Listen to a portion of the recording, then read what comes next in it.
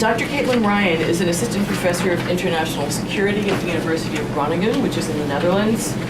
We're really happy to have her with us this year as a visiting scholar as well, so if you get really interested in the topic, she's around. Also, if you look at the speaker, if you look at our lineup, you'll see we actually are taking the unusual step of having 2 events at which she's speaking this year, because her work is really so interesting in relation to what the consortium is doing, and we think would be really useful and interesting for a lot of students on the campus. She's currently working on several research projects. The one that she's talking about today is on large-scale land deals in West Africa. She's also working on a project that problematizes the division between feminist security studies and feminist political economy, which may not mean a lot to you unless you're sort of deep into academia, but it's a very contentious debate at the moment. She's also working looking at the concept of resilience, and in particular working on a project that examines the relationship between resilience and resistance. And she's recently completed a project on the implementation of Security Council Resolution 1325, which was a resolution that was passed 18 years ago, almost to the day today, actually to the day today. That was the first time the Security Council ever talked about women outside of the phrase women and children and other vulnerable groups, and actually said that women have a right to participate in decision-making around peace and security issues. So all of her work aligns really closely with the kinds of things we look at the consortium, but we're particularly excited about her work on land deals and the relationship between land and sustainable peace building, which is a topic that we're working on a lot now. So I'm really excited to hear this talk. Thank you so much for coming. Please join me in welcoming her today.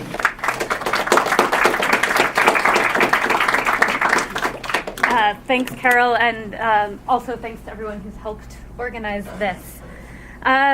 So, as Carol said, I'm here to talk today about one part of a project that I'm working on. And so this part of the project focuses on how large-scale land deals use a lot of discourse and a lot of power that essentially recolonizes Africa in the name of developing Africa. So what I'll do, if I can firstly try to keep track of my time here. I'll first explain the bigger project before I narrow down and talk about what I'm going to discuss today. So this bigger project is really driven by 2 questions. The first question is, what makes land deals possible? So I don't want to take for granted that you know what land deals are. Land deals have been going on for a really long time all over the global south, but since 2008, there's been an increase in investment in land in sub-Saharan Africa. That's partly the result of the food crisis. It's partly the result of a lot of speculative investment. It's characterized by investment companies coming in from outside to take control of agricultural land. And the way it happens is different in different parts of Africa. So in some parts of Africa, that land is being sold to investors.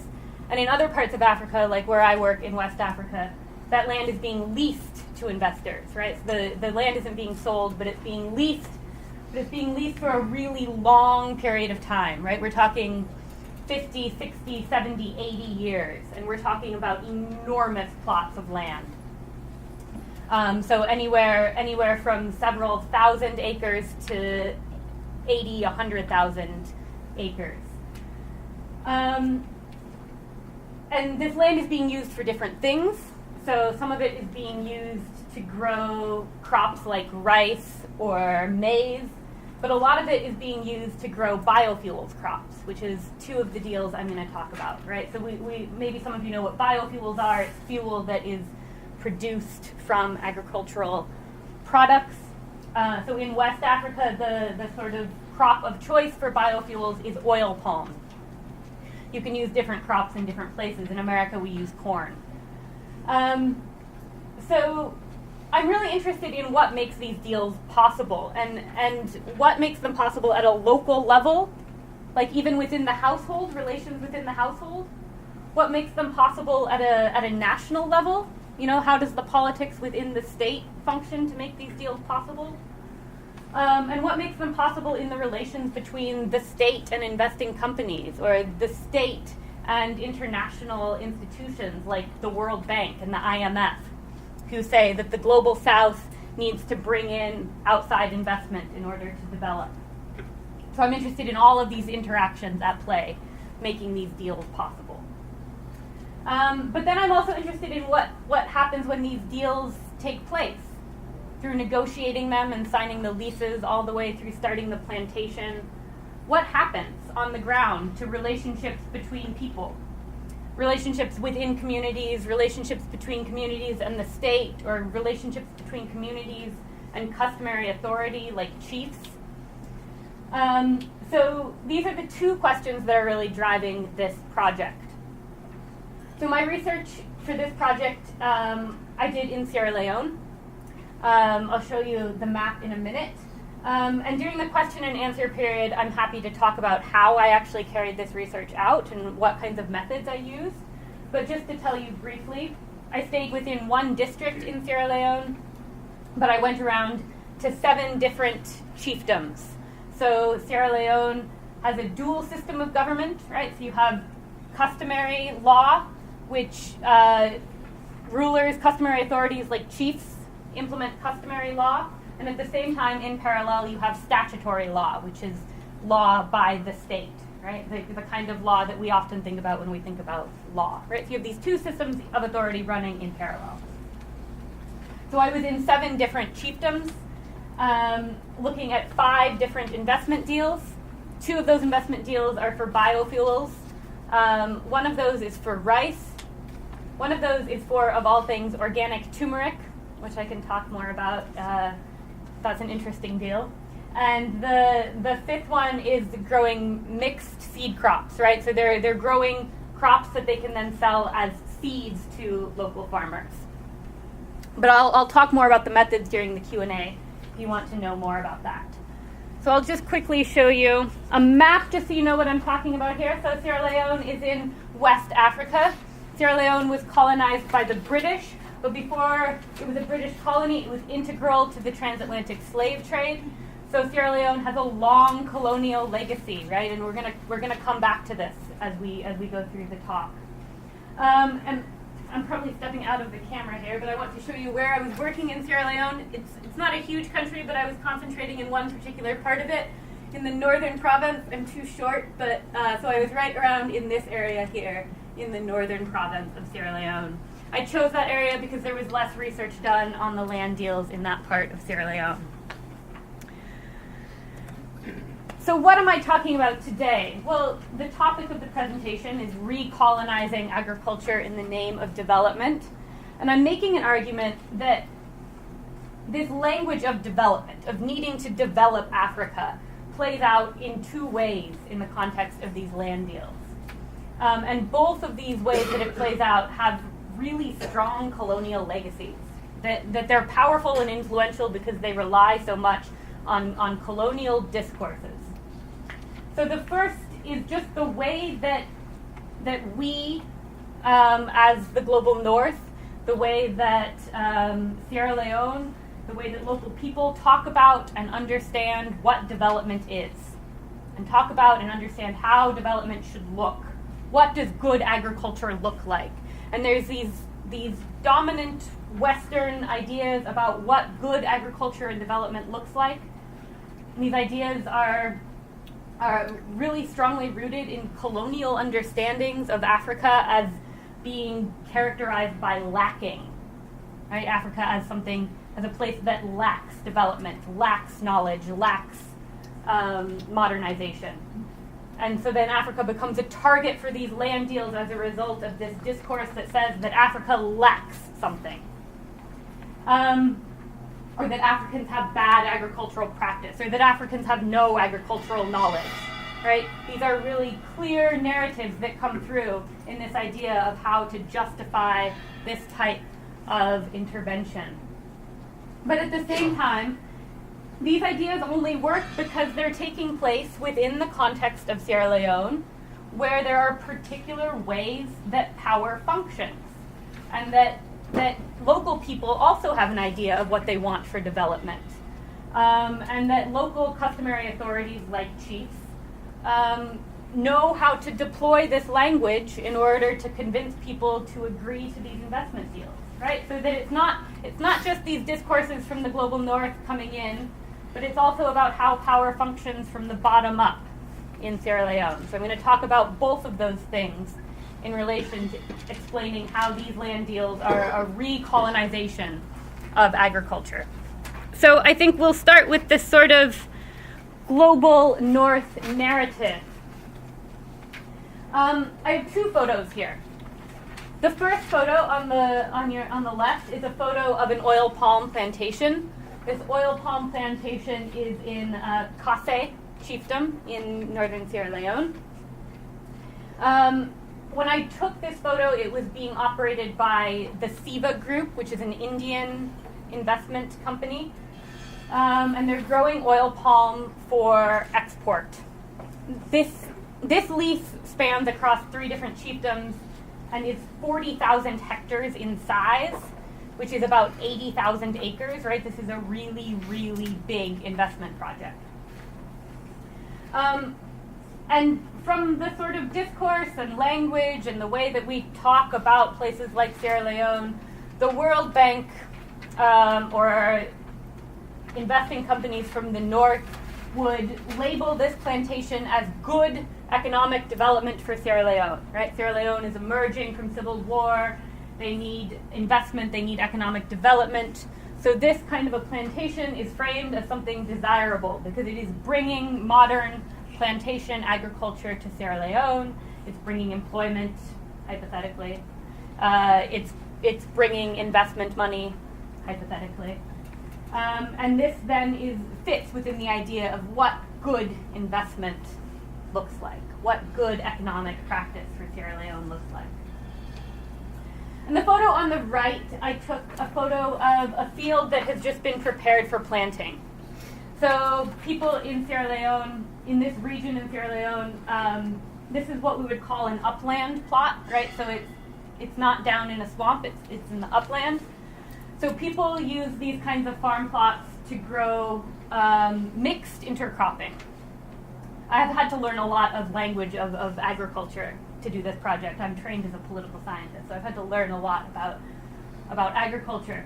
So mixed intercropping means that unlike these nice, neat rows where all you have is oil palm planted in nice straight lines, in a field for mixed intercropping, you disperse a whole bunch of seeds all together.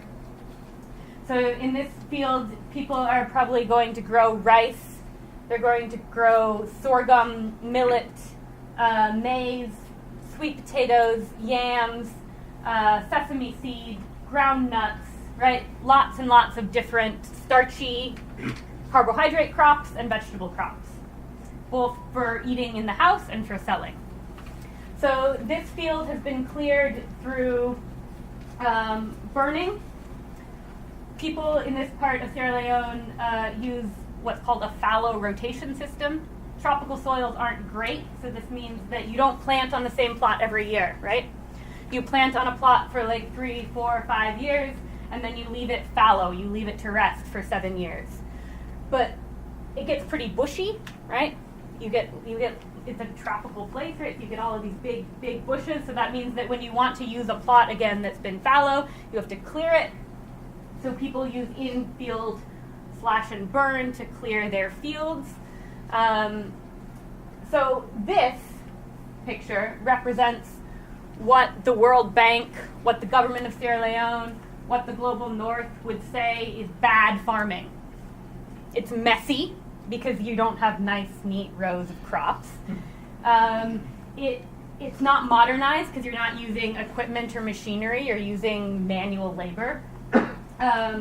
It's underutilizing the land because you're not getting these nice, perfectly quantifiable crops. And it really, this photo would be described by the World Bank as kind of representing African agriculture and its failure to modernize. The World Bank, the IMF, when they talk about agriculture in Africa, talk about it with this colonial language of African agriculture as being lacking, right? As the absence of modernization, the absence of technology, the absence of productivity. It's failure, right? So this then produces the idea of Africa as a target for modern agribusiness practice, right? All African agriculture needs to do is to adopt the ways of the West, to think like the West, to plant like the West, to grow crops like we do in the West.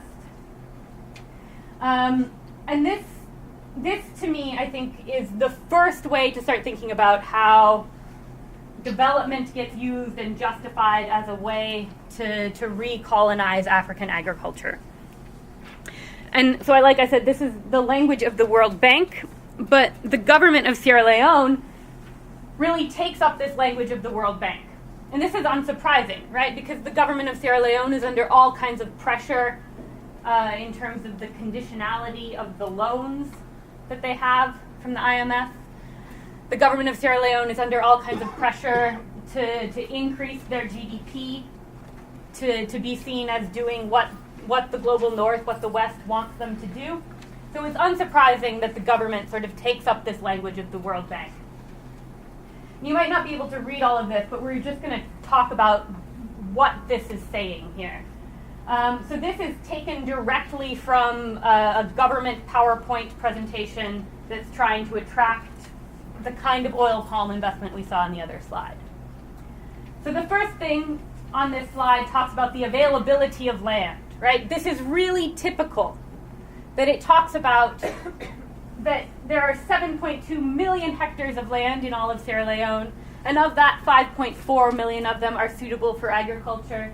And then it makes this really bombastic claim that only 1 million hectares are actually being used by Sierra Leoneans. Okay, well, this does two things, right? Firstly, it implies that Sierra Leoneans are not good enough to use their own land, right? Sierra Leoneans don't know what's good for them.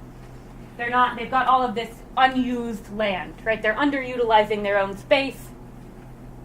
They're not, all kinds of implications about them being bad farmers, right? But the other thing is that this is really probably quite inaccurate, right? Because what this might do is it might capture at any one given moment how much land is under cultivation. But we talked about this fallow system, right? Fallow systems are really highly productive because you're not overusing land. You're not depleting the soil. And it also has a really limited definition of use. So what I did, I don't have this here, but what I did was I went to the FAO, the Food and Agricultural Organization of the UN, to try to figure out how the FAO defines use, right? What does it mean to say that land is being used? And the FAO definition of use is really narrow, really limited, and basically defines use as the way that northern or western agriculture would think about use, right? So it's missing all of the complex ways that Sierra Leoneans are always already using their land, and thus implies that Sierra Leone is only using a fifth of its agricultural land, which is a really demonstrably false kind of a claim to make. And then it goes on to talk about how eager Sierra Leone is for investment, right? That members of parliament, that paramount chiefs and village elders really, really want investment to come in. Okay, well, we can unpack this a little bit too, right? I think in some ways this is true. People definitely want development. But what people understand about development is slightly different than the reality of this kind of investment. So if we go back, actually, I'm just going to give you some figures about this plantation here. The lease payment on this plantation, we'll talk about this with the next slide too, and how the government is creating this problem. The lease payment on this plantation is $12 US per hectare per year. Okay, so that's $6 US per acre per year. And only half of that goes to the family that actually owns the land, and the rest of it is taxed by the government. The government doesn't tax the investing company. The government taxes the landowners for leasing their land to the investing company at a rate that does not even begin to represent the productive value of what you would get on that hectare of land if you were growing rice and maize and sorghum and yams and sweet potato and sesame seeds and peanuts, right? So it might be true that members of parliament and village chiefs and village elders are looking forward to this kind of investment, but I think that does not necessarily match what this investment actually looks like when it's brought in, right? Okay, and then you have this claim that according to early investors, the local population in rural areas is very eager to work. Large numbers of young, unemployed people are looking for jobs. Okay, well, the second part of this statement is definitely true. Sierra Leone has one of the highest rates of youth unemployment in the world. It was recently ranked as one of the worst places in the world to be a young person. And we shouldn't discount the reality of how difficult it is for people of your age, for example, in Sierra Leone, to find jobs. Right? So the idea that you could have formal employment by a company is attractive to people. But then we get back to this plantation, and we come to what the government claims about what, again, this is targeted at companies. The government is telling companies, you should expect to pay from $5 to $20 per hectare per year in the lease payment, right? So the government is the one that's saying you pay this low price. Just to give you an idea, equivalent leases in places like Malaysia, where there's also a huge investment in oil palm, and we can talk about the problems of that separately. But in Malaysia, companies are paying $1,000 per hectare per year for a lease. The government of Sierra Leone is saying, come to Sierra Leone because our land is cheap. And then, in the next sentence, they say, come to Sierra Leone because our labor is cheap. So all of these young, unemployed people who are desperate for work, the government is telling investing companies, all you have to do is pay them $2 or $3 a day. And you can have labor, right? So this first claim about how eager people are for investment is then countered by this idea that in Sierra Leone, our land, our agriculture, our people are cheap. Right? This also reflects a colonial legacy of talking about Africa in terms of what it lacks, in terms of what it doesn't have, in terms of talking about how it needs the North to come in and invest and bring jobs and money. So the rest of this PowerPoint slide kind of goes along the same angle, right? Come to Sierra Leone, invest in our cheap land and our cheap labor. And the investing companies reflect a really similar colonial understanding, right? So I have two quotes on these next two slides from interviews I did with investing companies. This investing company is a Dutch company that is leasing about 150 hectares of land for $1,500 a year. So pretty cheap. And when I talk to this investing company about what are the problems you face, well, they talk again about how they basically reflect this idea that African agriculture is lacking. Right? The biggest problem is that we're coming into this space where people are farmers, but they don't know what they're doing. The land is underdeveloped. So when you go somewhere and ask for land, you only get poor land. Because of the fallow system, land is not developed without burning. Right? So this reflects the idea that land development comes from modern agricultural practices. You can't have good land from local indigenous knowledge of agriculture. This next one is even worse. So this is from the organic turmeric company. So we can talk more about that in the question and answers. It's a pretty interesting investment, even though this statement is pretty crazy. There is vast unused land, right? This Africa as underutilizing its space, and no modern agricultural knowledge, right? So the lack of knowledge. Only small land is under cultivation, right? So this narrow, limited notion of what cultivation looks like. There is no technical knowledge. They're not educated, there are no machines, and they don't have the money to invest in them, right? Again, we see this reproduction of the colonial idea of Africa as lacking. And so this company comes in and decides to bring modern agricultural practices as a means of development, right? Deploying this idea of bringing development, bringing knowledge, bringing good agricultural practice.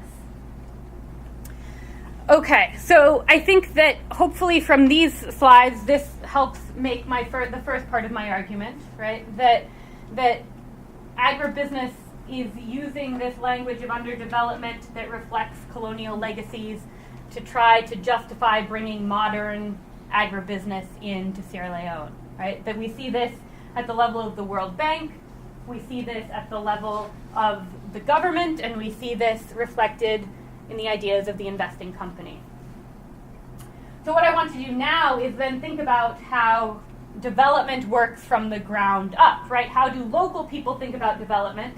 And how do customary leaders like chiefs then play on this to try to convince people to sign these leases?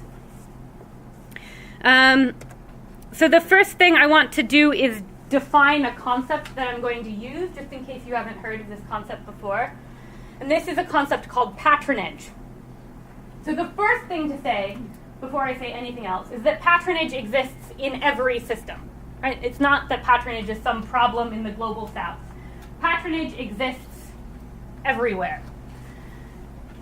And patronage basically explains a relationship of an exchange, right? That it's always reciprocal, that it's the exchange of some sort of loyalty for favors or material goods or services or support, right?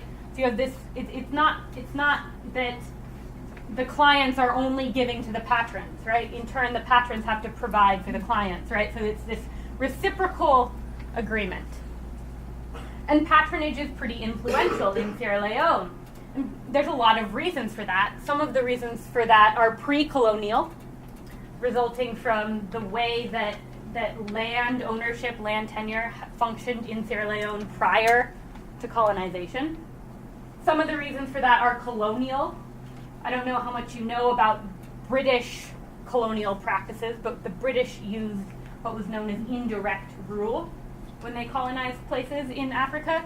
So that meant instead of trying to control people directly, the British would control the population through local authority, right? So in Sierra Leone, the British set up this system that institutionalizes chiefs and makes chiefs sort of agents of colonial power. And after independence, some of those functions remained, right? Some of these systems of patronage in Sierra Leone are the result of global practices. They're the result of aid money coming in. They're the result of the peacekeeping mission. They're the result of IMF loans in the World Bank, right? So it would be a mistake to say that this is something intrinsic to Sierra Leone. It would be a mistake to say that this is something that only happens in places like Sierra Leone. But patronage is really important in terms of how things get done in Sierra Leone. So people will often ask, who are you for, right? And that question, who are you for, effectively means who is your patron. And everyone has them, right? Even all the way up to the president. The president has patrons, right? Everyone has patrons. And part of this is also a result of the state's lack of resources, right? So if the state lacks resources and you need something, you can access that through your patron. If you as a patron need something, particularly if you need loyalty, you can expect that loyalty from your clients.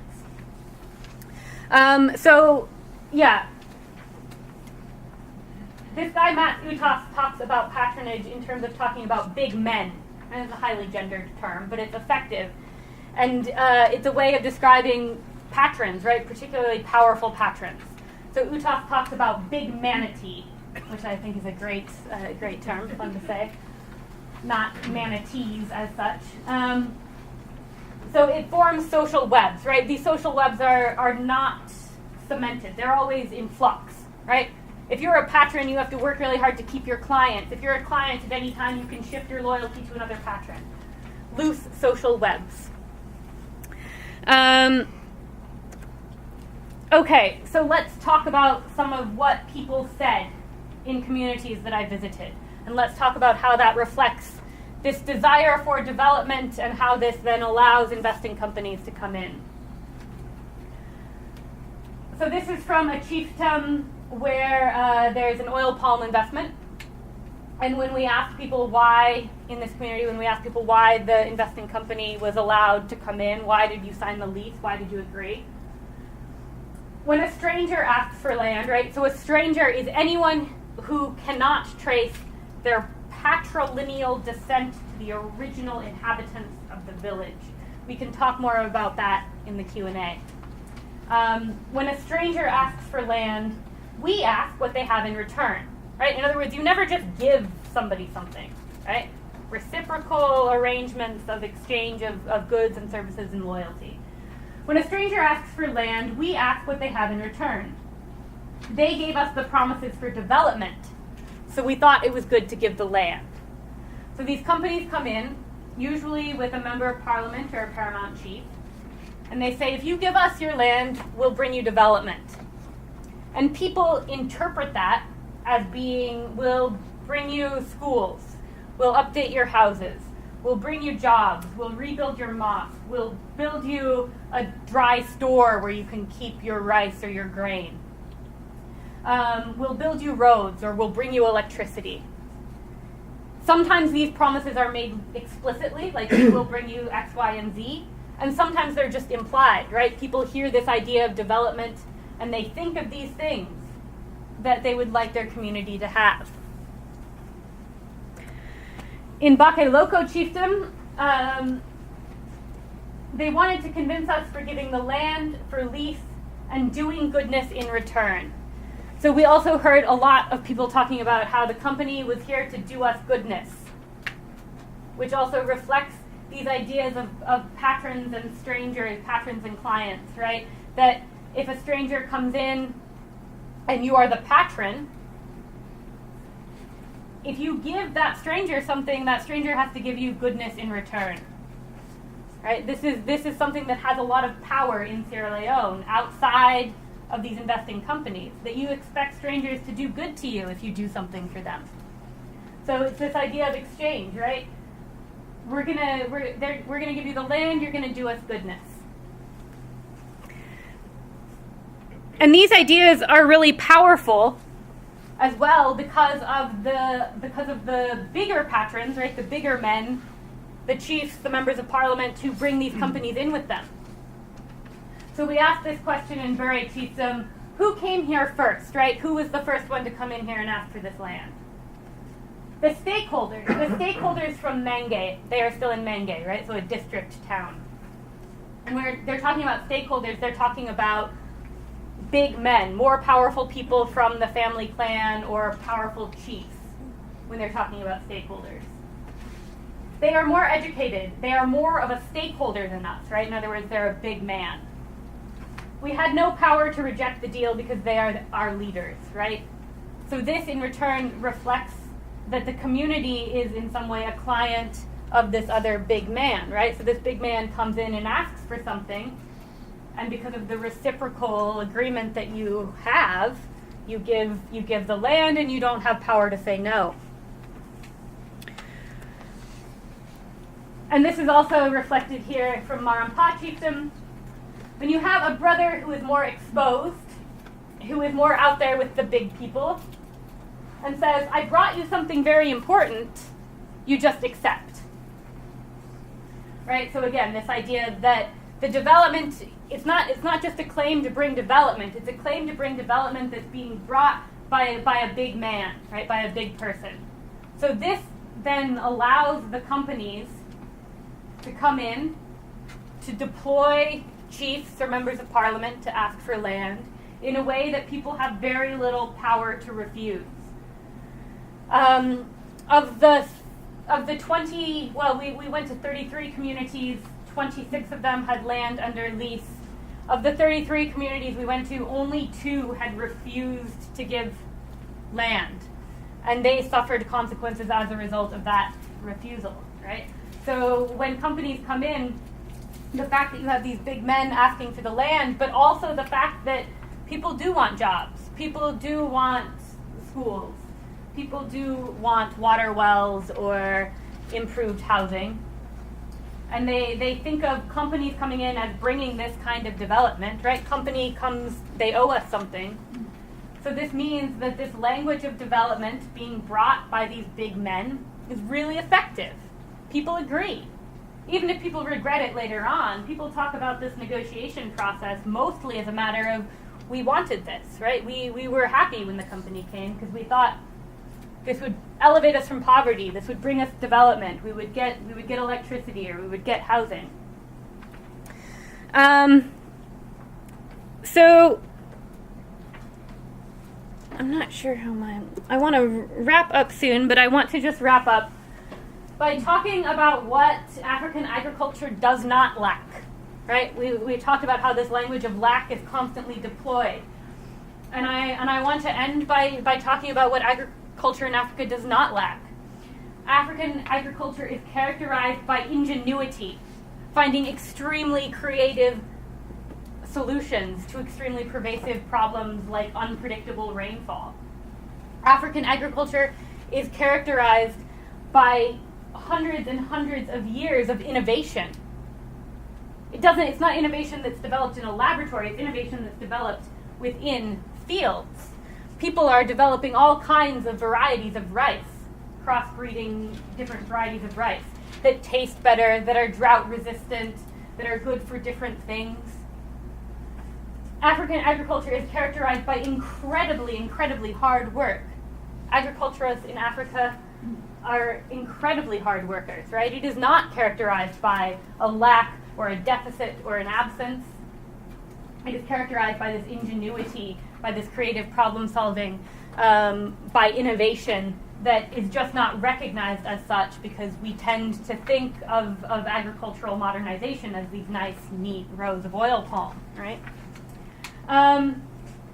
So this is all to say that when we talk about agricultural development in Africa, we need to really problematize what we mean by development, right? We need to not take for granted that agricultural development equals these nice straight rows of imported oil palms. So this photo I have here is a photo of women threshing rice, right? So when you grow rice, you have to get it off the stalk. And when you're not using mechanization, you have to have creative ways to do so. So these women are threshing rice.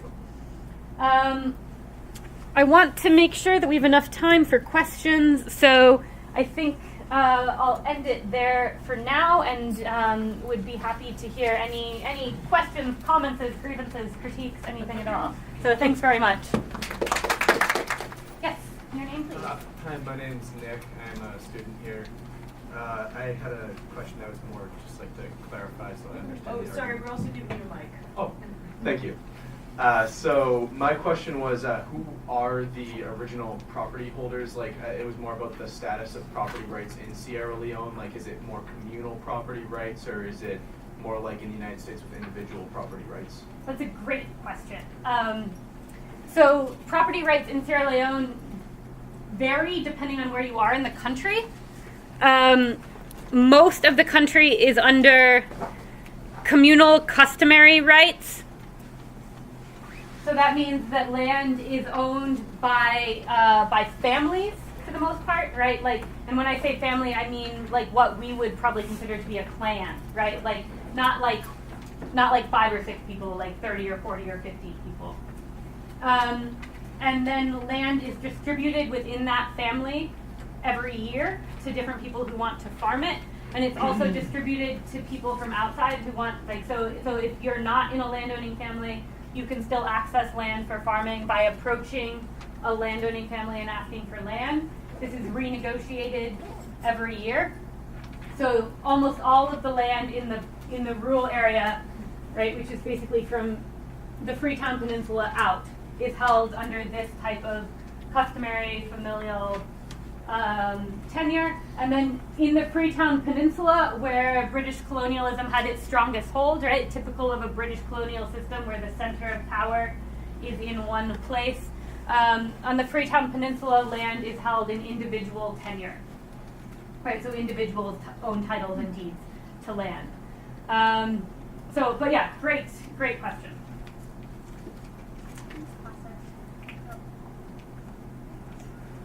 I'm Nia, I'm a student here. You mentioned that there are consequences that they'll suffer if they don't agree to the land deals. What are those consequences? Yeah, so one community we went to had refused to lease land to the company, and then as a result, the member of parliament for that area told the ward councillor, right? So you have different levels of government. You have like national government and then you have local government. The member of parliament told the ward councillor not to distribute any district council money to that community for development projects, right? So normally the district council is responsible for distributing money for water well or school or what have you, right? So the member of parliament told the ward councillor not to give any money to this community for development projects. You can pass it that way. And while it's being passed, I'm just going to remind everybody this would be a good time to start thinking about writing something in your evaluation form. Hi, I'm Leah, also a student. You can tell me if this is like an off-topic, not question. Is there a different, like, how does climate change relate to this? You know, like, is there a better or worse impact on climate change depending on whether they agree to lease out their land or not, or like, where does that like intersect? That's a great question. I don't think it's irrelevant at all. It's something that I've kind of had in the back of my mind but haven't really thought about. But climate change will make all agriculture more difficult, right? It makes rains more unpredictable. There's all kinds of potential impacts for climate change. I think that in some ways we are underappreciating the value of traditional agricultural practices as being really adaptable, flexible, dynamic, which is the kind of agriculture that you need to be productive in the face of climate change. Whereas actually that plantation that we looked at, right, monocropped agriculture is not particularly adaptable, flexible, resilient to climatic conditions, right? In that sense, I don't have any hard data to sort of prove this, but my inkling is that some subsistence agricultural practices are better equipped to deal with climate change than these huge monocrop plantations. So these people would possibly be better off in the long run if they didn't lease their land as far as protecting themselves from the impacts of climate change. It's possible, right? Especially if these deals collapse, right? If these deals fail and then you have like a plant, and this happens, right? This has happened before in Sierra Leone. You have a deal that fails or collapses and the company pulls out, and then the land has been, the geography, the topography of the land has been completely changed by the plantation. And it's reversible? And it's not easily reversible, right? Yeah. So I think in some ways, climate change will definitely pose this problem. Here, and then we'll go over to this side of the room. Yeah. Hi, I'm Andrew. So you brought up the issue of the land being a very low cost, and I was wondering, could it be possible that it's an economic issue, simply that if they don't offer the land at such a low cost, then these investors could go a region over and get it elsewhere at such a low cost? Yeah, I mean, I think they're trying, really Sierra Leone is at the very, very, very bottom of global lease payments, right? That it's not like Cote d'Ivoire is offering land for slightly, you know, really comparatively speaking, Sierra Leone is really at the very, very bottom. I think it is a matter of attracting So that gap investment. is fundamentally different. But I think that in some ways, right, like, you know, if you price something so cheaply, you imply that it has inherently less value, right? I'm not, and I've tried, it was interesting, I pushed government on this, right? I've asked them, like, why are you recommending this price? And they always say, well, it's just a recommendation, companies can pay more, which is preposterous, right? Like, we're just suggesting that companies pay $12 per hectare per year. They don't have to. They can, communities can ask for more money, but this is a really absurd sort of claim for government to make. So I'm not really sure what their rationale is or how they came up with this $12 per hectare per year. Yeah. The gentleman behind you, and then it'll come forward. Yeah. No, yeah, you. Yeah. You're on, right? Well, I'm Anav, and I'm a student over here. I had a question. So you mentioned that there was a lot of innovations made in agriculture in Africa. So what are those innovations? How are those innovations helping to create a better life in Africa? Because it's been, like you said, it's been there for hundreds of years, but I haven't seen much development in Africa. I mean, I think to answer this question of underdevelopment, we have to think about the bigger structural problems which condition underdevelopment, right? And when I'm talking about innovation, I'm talking about, like, we have this really narrow, limited idea of what rice is, yeah?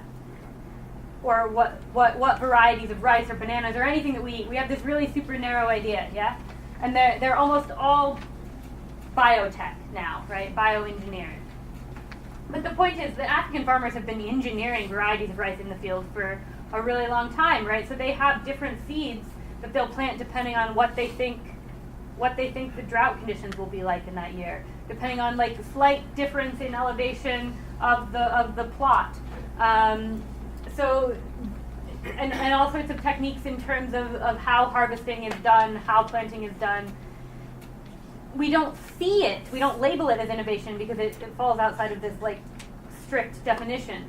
In terms of underdevelopment, I mean, this is a structural global problem of, for example, right, to give one clear-cut example, the way that agriculture in the global north is highly subsidized makes African agriculture uncompetitive on a global market, right? So it means that even if Africans are producing food, those prices are being undercut by subsidized food from the global north, right? So Sierra Leone should be rice self-sufficient, but it's not, and that's in part because of low-cost imports that are flooding the market from other regions, right? That's not a matter of Sierra Leone not being developed, it's a matter of how global markets are systematically biased against Africa and the global south.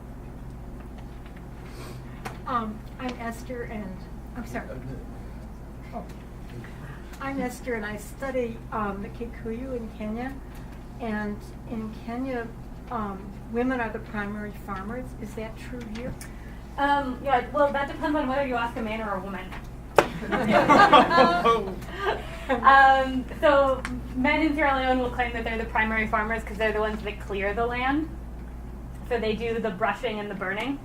So then they say that this makes them the primary farmers, but in terms of like who spends the most hours in the field over the season, right? The division of labor in agriculture is highly gendered, insofar as there are particular tasks that are men's tasks and particular tasks that are women's tasks. And if we add up the labor hours that women are engaged in, they are definitely engaged in more agricultural labor.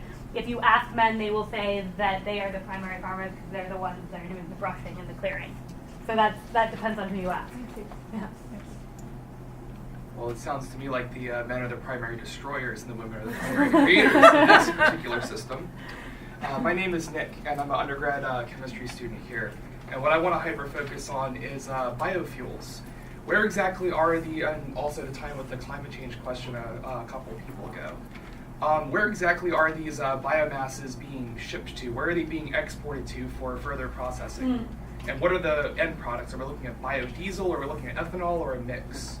So this is a really good question. And the first thing to say is that oil palm is super useful as a crop because it's what we would call a flex crop, right? A flex crop is a crop that can be used in multiple different ways depending on what markets demand. So in times when the price of conventional diesel is really high, you sell oil palm to be converted into biodiesel, right? At times when the price of conventional diesel is really low, that makes biodiesel from oil palm really uncompetitive. So then you use it for all sorts of other things, right? This is less the case in the US, but I live in Europe, so I can talk about Europe, right? holy cow, if you go into a grocery store and you pick up literally anything, it has palm oil in it. Like almost any sort of processed food, the way corn syrup is here, right, is palm oil in Europe, right? And then it's also used in all sorts of other like household goods, right? Soap and cleansers and stuff like that, right? So oil palm is really, interesting or good in that way from an investor perspective, because no matter what the price of diesel is, you can sell it for something else. I think then in terms of the question of climate change, right, this is a really important question. A lot of the actual, some of the biomass is being processed in Sierra Leone, but not much of it. Most of it is being shipped out. Most of it is being processed in Europe or Southeast Asia for markets in Europe or Southeast Asia, particularly because the European Union has this ruling that by 2030, 30% of the fuel in the EU should be biofuel, right? So this is really driving, a lot of these investments are European investments to try to meet this EU regulation, right? But like I said, because of this whole flex crop thing, it means that when the price of conventional diesel is low, you can put it in cookies. Not the biofuel, but the palm oil, yeah. Where I was going with that is at every step of the way, a lot of people misconstrue biofuels as being green energy, and I have a bone to pick with that. I'll try to be concise, but essentially, entropy always wins. Every step of the manufacturing process, from the agricultural raw materials all the way to the refined product, you are losing energy at every step of the way. Yeah. And you're actually creating carbon dioxide through the distillation or the transesterification processes, and essentially you're adding carbon dioxide to the atmosphere to create something to add even more to it. Yeah. And not only are you experiencing that energy loss, but you're also increasing the amount of CO2. Yeah, it's definitely not as green as it, fossil fuels, it's so, really not as green as it makes itself out to be, And it's not, oil palm plantations aren't carbon neutral. Even the plantation itself is not carbon neutral, right? And yet these multinational corporations like to pretend that it's carbon negative, and it simply isn't. Yeah. The gentleman here, and then all the way in the back there, Hi, I'm Michael Denny. Thank you for your presentation. That was great. I'm a PhD candidate here at UMass Boston, and I'm wondering what you would imagine an uncolonized process of land consolidation and investment would look like. So if this is what's wrong, what would be the right way to allow people to consolidate and invest in land? I mean, I think this depends on what you're growing and what you're doing, right? Some agricultural processes, I think, are more productive and more beneficial if they're not consolidated, right? That outgrower schemes or smallholder schemes can be as productive, if not more so, than consolidated monocrop, right? So this, I think, my answer is two-part, right? First, that we should not necessarily assume that consolidated agriculture is the solution to development. And then what would it look like? I think, right, it would, to me, a non-colonizing agriculture in Africa means taking African knowledge seriously, right? Not treating African knowledge as always subservient, always inferior, always lacking, but just beginning from the basic premise that African knowledge is equal, and in some ways superior to Western and Northern knowledge about what agriculture and development looks like. So, in practice, that would mean treating African farmers as innovators, treating African farmers as being knowledgeable contributors to the development of their economies, rather than treating them as something that needs to be swept away and replaced with modern practices.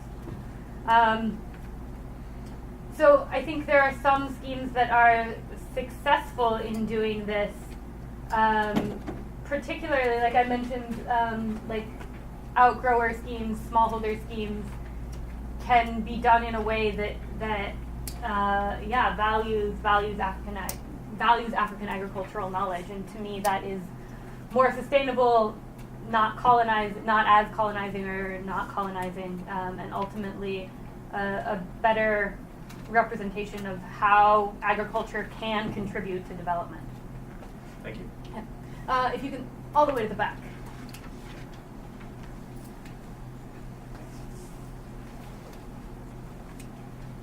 Thank you. My name is Jose, and I actually attended the International Relations program here at UMass. So thank you for your presentation. I was a little bit late, but two things. One, a couple of people ago talking about development. Also, I wanted to say that it depends also how we define development and what it means for us. So development doesn't mean necessarily what Europe or say North America says, but as you were saying, you know, Africa might have different kind of knowledge that just because it comes from there doesn't mean like it doesn't have any real value. So I think one of the crucial points is how we define development and what we are trying to achieve in the name of development.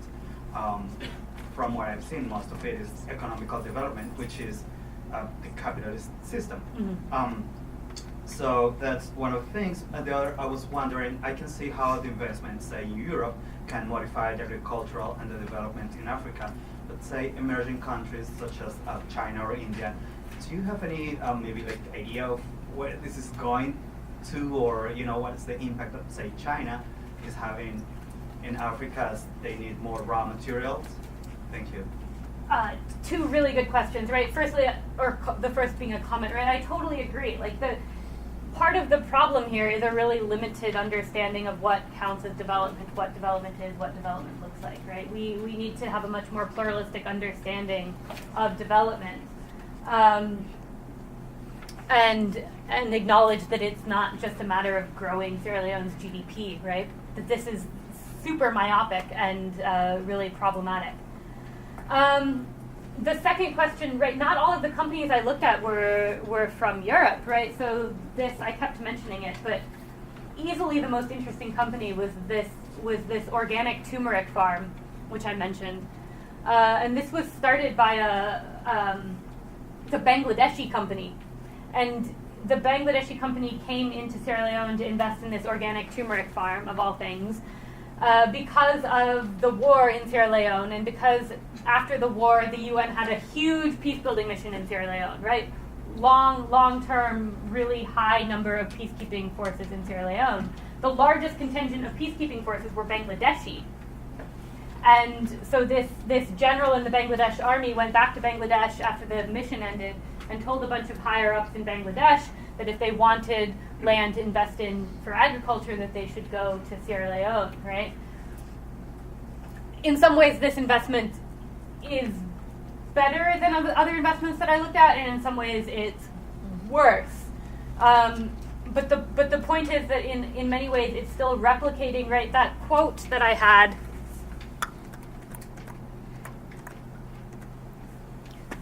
This quote is from that Bangladeshi company, right? This quote really frames African agriculture as defined by its lack, right? African agriculture is defined by what it doesn't have.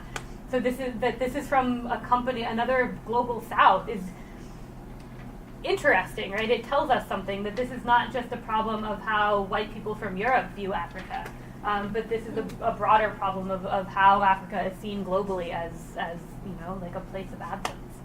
So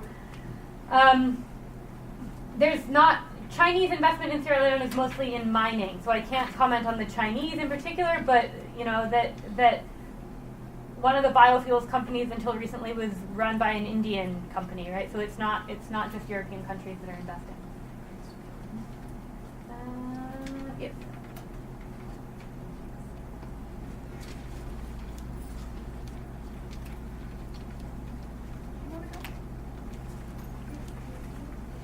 Oh, sorry, I think. No, I didn't. Okay. I have my hand up. Okay. Oh, right. Sorry. I know I've already gone once, but this is kind of more of a political science question.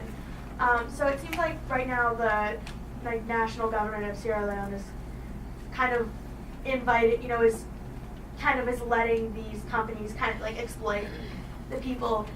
Do you think that the government is politically stable enough that it won't continue to regress until there's just like, are they going to continue? Is this going to get worse? Like, is this going to become worse and worse of a problem? Or do you think there'll be a point where the government will say enough is enough?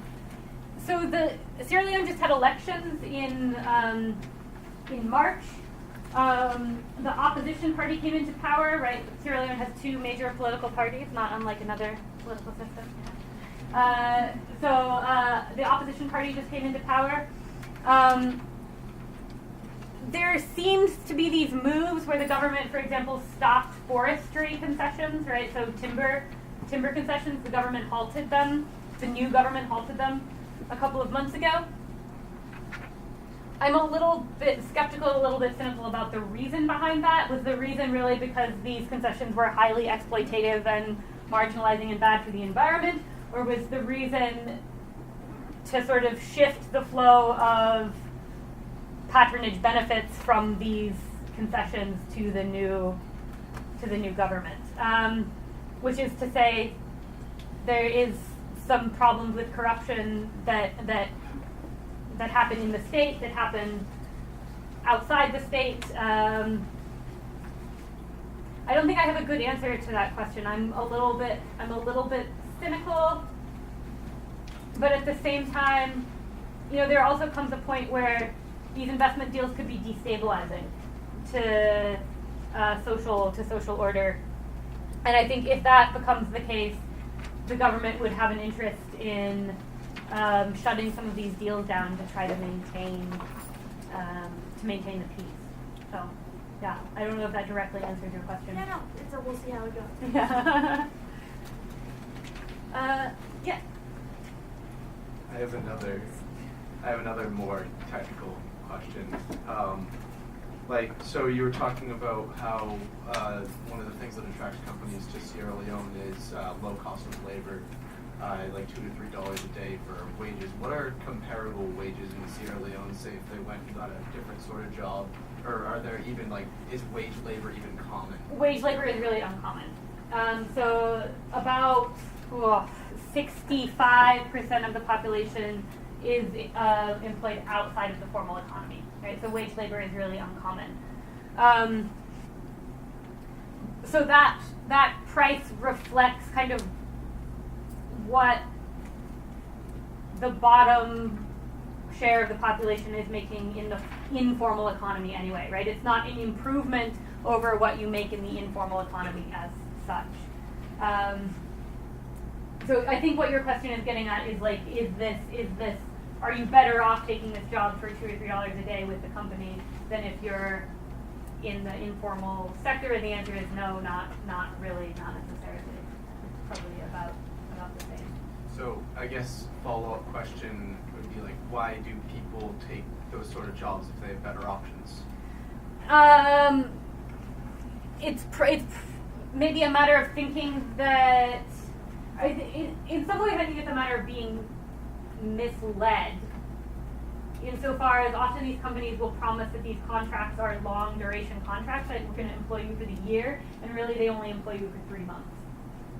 Right, so you agree to take the job thinking that you're going to have formal employment for 12 months, and really you only have a job for 3 months. In the rural areas in particular, your options are probably not necessarily better, right? You would have to go into a district town or into a city to make that much money in the informal economy.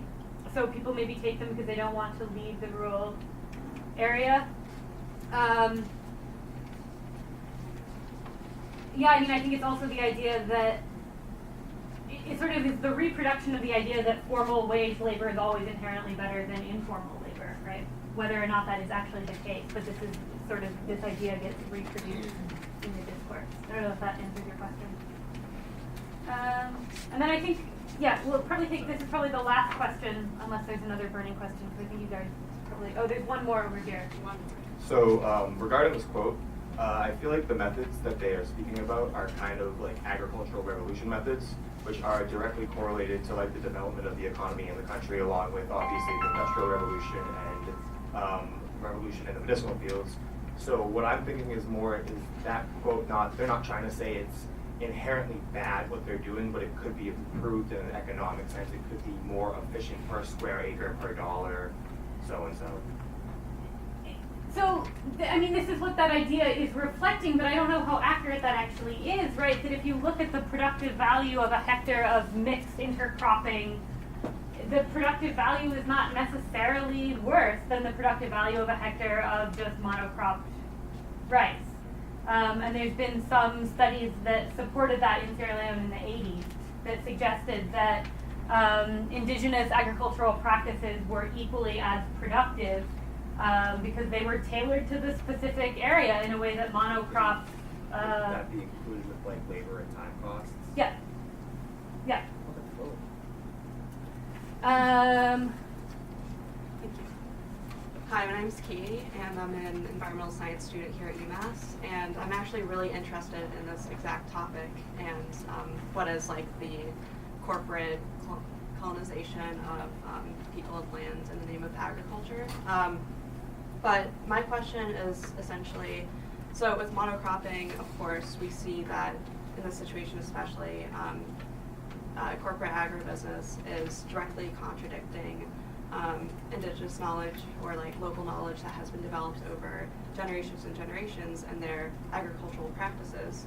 And coupled with the really low cost of land and the low cost of labor, that essentially implies that the land and the people are disposable in a way, and that when some land is wasted by overuse or whatever, they can, corporate agribusiness can just move to a different location.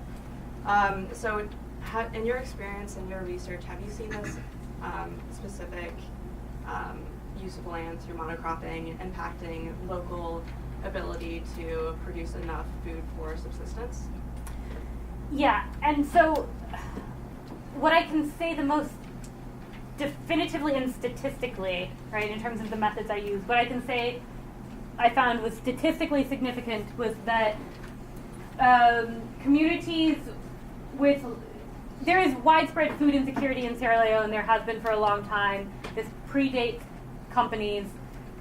Sierra Leone was importing rice before these companies came, right? But what I can say definitively and statistically is that people have increased their consumption of cassava, which is a secondary preferred food, right? People would rather eat rice than cassava. People increase their eating of cassava and decrease their consumption of rice in communities with land under lease. And also in communities with land under lease, people are twice as likely to have to buy cassava as they are in communities without land under lease, which is also interesting insofar as people don't particularly, it's not that people don't like cassava, right, but people would rather eat rice. So if people are in a situation where they're buying cassava, this also tells us something. So I think it's hard to sort of parse out where the food insecurity is inherently coming from, right? It's not a simple food insecurity is the result of this kind of investment, but food insecurity is, I think, increased by this kind of investment, and food insecurity takes different forms as a result of this kind of investment, right? So yeah, what I can say with absolute certainty is that communities with land under lease are twice as likely to buy cassava as they were otherwise. And then there's just sort of anecdotal things that people say about eating once a day as opposed to eating twice a day, decreasing their food consumption, decreasing the variety of foods that they eat, being more likely to sell the vegetables they grow rather than eating the vegetables they grow because they're trying to buy rice or they're trying to buy cassava. So there is definitely a relationship between people's food sovereignty, food security, and this kind of investment. I think your class is probably over. Yeah. So 30 seconds before you walk out. First of all, obviously, really interesting local research touching on huge global issues. We have a second talk. Be sure to come back on November 26th. There's obviously a lot of interest. Secondly, please don't forget your opinion forms. And thirdly, please join me in thanking Dr. Wang.